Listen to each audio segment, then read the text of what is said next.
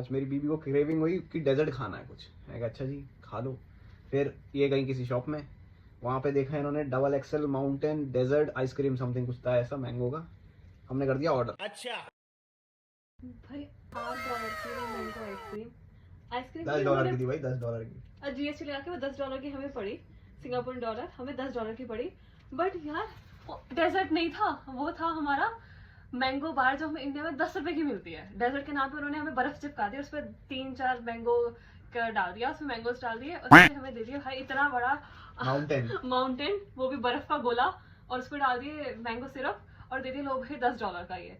हमने पहले तो मैं ऐसे हो गई भाई इसे खाना कैसे है, फिर जब खाने लगा तो पूरा बर्फ का गोला जो इंडिया में जो हमारे यहाँ 5 रुपए का मिलता है। चलो अब 10 लगा लो यार, बर्फ का गोला खाओ $10 का। अब हम हिसाब लगा लो $10 का, हमने फूक के आए पैसे, बट नो डाउट अच्छी थी लेकिन पूरी भी नहीं खाई हमने।